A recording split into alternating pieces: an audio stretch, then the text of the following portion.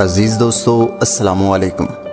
دوستو، پاکستان تحریک انصاف کی حکومت نے جب پہلی بار ہچکچاہٹ اور سوچ بچار کے بعد بالآخر قرض کے حصول کے لیے عالمی مالیاتی ادارے IMF سے رجوع کرنے کا فیصلہ کیا تھا، کئی سیاسی تجزیہ کار اس فیصلے پر حکومت پر طنز کرتے رہے اور بہت سے معاشی ماہرین اس فیصلے کو درست قرار دے رہے تھے۔ عوامی رد عمل عمومی طور پر قرض لینے کے اس فیصلے کے خلاف تھا۔ آخر کیا وجہ ہے کہ پاکستان میں سیاسی اور عوامی حلقے IMF سے قرض لینے کے خلاف ہیں؟ اس کی ایک وجہ تو شاید IMF کو بعض سیاسی رہنماؤں کی جانب سے ایک ویلن کے طور پر پیش کرنا ہے، جن میں خود وزیر اعظم عمران خان بھی شامل ہیں، جنہوں نے کنٹینر پر کی گئی اپنی مشہور تقریروں میں ایک موقع پر کہا تھا کہ اگر وہ وزیر اعظم ہوں اور حکومت کو قرض لینے کے لیے کسی کے سامنے ہاتھ پھیلانا پڑا تو وقت آنے سے پہلے وہ خودکشی کر لیں گے۔ دیکھیں، یہ تو خیر ان کا سیاسی بیانیہ تھا جو انہوں نے اس وقت کی حکومت کے IMF کے ساتھ قرض کے حصول کے لیے ہونے والے مذاکرات کے وقت دیا تھا، لیکن اگر دستیاب حقائق پر نظر ڈالی جائے تو جہاں IMF سے قرض کے حصول کے بہت سے نقصانات ہیں، وہاں کچھ فائدے بھی ہیں۔ دیکھیں، یہ دونوں چیزیں ان شرائط سے جڑی ہوئی ہیں جو IMF قرض لینے والے ملک پر قرض دیتے وقت عائد کرتا ہے۔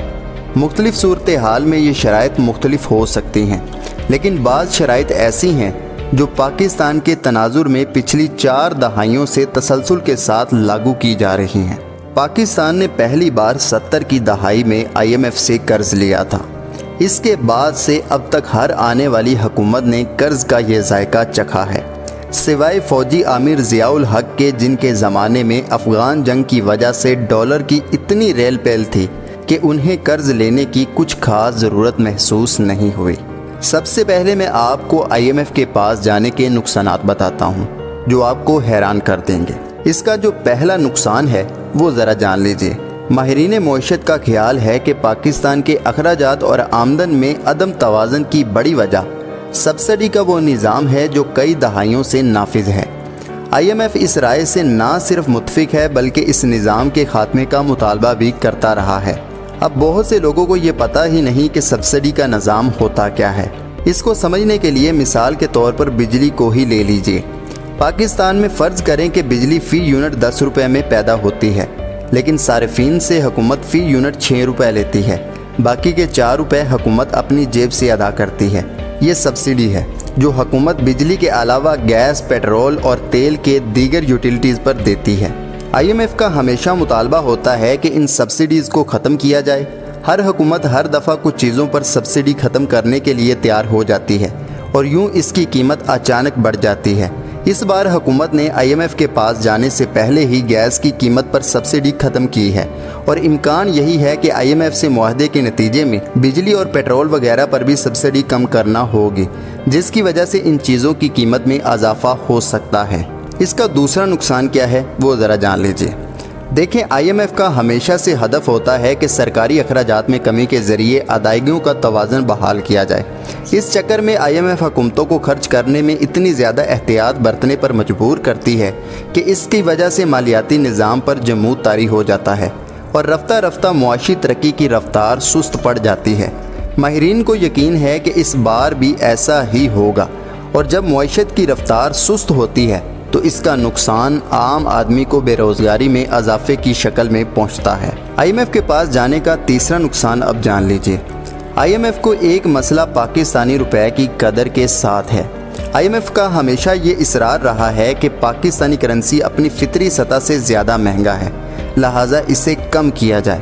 اس بار حکومت نے IMF سے جیسے ہی قرض لینے کا اعلان کیا، روپے کی کمی میں 8 سے 10% کمی ایک دم دیکھنے میں آئی۔ ماہرین کا خیال ہے کہ مذاکرات کے دوران IMF حکام روپے کی قدر میں مزید کمی کا مطالبہ کریں گے اور حکومت آئندہ چند ماہ میں روپے میں مزید 10% تک کمی پر مجبور ہوگی۔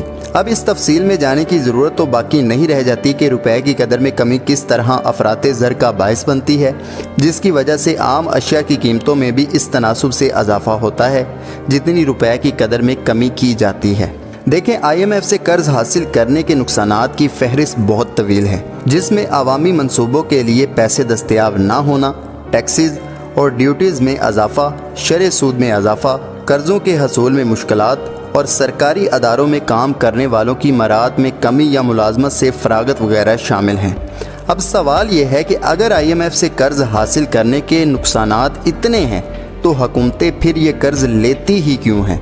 इसका जवाब ये है कि IMF के पास जाने के कुछ फ़ायदे भी हैं। आम तौर पर होता यह है कि हुकूमतें IMF से कर्ज़ की कड़वी गोली उस वक़्त लेती हैं जब मईशत की हालत ख़राब हो, क्योंकि मुल्क मुआशी हालत की ख़राबी एक हद तक तो बर्दाश्त कर लेते हैं, लेकिन जहां इन्हें एहसास हो कि अब मामला मुआशी अदम इस्तेहकाम की तरफ जा रहा है, वो किसी भी कीमत पर इस खराबी को रोकने की कोशिश करते हैं।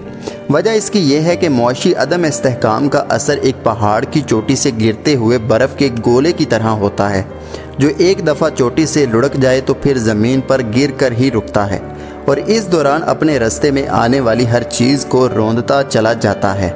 मुआशी अदम इस्तेहकाम भी ऐसे ही होता है।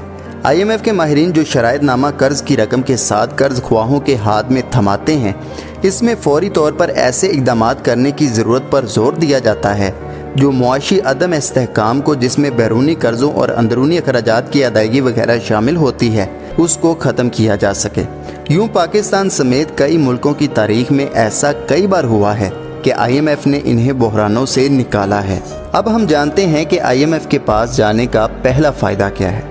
देखें, मुझ समेत जिन पाकिस्तानियों ने कड़ी धूप और गर्मी में लाइन में लगकर बिजली, गैस और फ़ोन के बिल जमा करवाए हैं, सिर्फ वही ये बात समझ सकते हैं कि पाकिस्तानी बैंकारी के शोबे में पिछले 20 सालों में कितनी बड़ी तब्दीली आई है। अगर ये कहा जाए कि बैंकारी के शोबे में ये इस्लाहात IMF की मरहून मिन्नत हैं तो ये गलत ना होगा। IMF ने पाकिस्तान के मुख्तलिफ अदारों में इस तरह की इस्लाहात पर तकरीबन ज़बरदस्ती अमल करवाया है। पाकिस्तान के माली मसाइल की एक बड़ी वजह वो बड़े सरकारी अदारे हैं जिनकी पैदावार के मुकाबले में इनके अखराजात बहुत ज़्यादा हैं। Pakistan steel mills, Pakistan Railways और पाकिस्तान इंटरनेशनल एयरलाइंस का नाम तो अक्सर सामने आता है कि इनकी वजह से पाकिस्तान को कितने 100 अरब रुपए का नुकसान उठाना पड़ता है। इस तरह के सरकारी अदारे और भी हैं जिनका नाम मीडिया की जीनत नहीं बनता। IMF की हमेशा कोशिश होती है कि हुकूमतें इन सफ़ेद हाथियों के नुकसान को कम करें। IMF के दबाव के नतीजे में इनमें से बाज़ अदारों की कारकर्दगी कुछ बेहतर हुई है, लेकिन बहुत सा काम अभी भी बाकी है। तीसरा जो फ़ायदा IMF के पास जाने का मिलता है वो भी ज़रा जान लीजिए।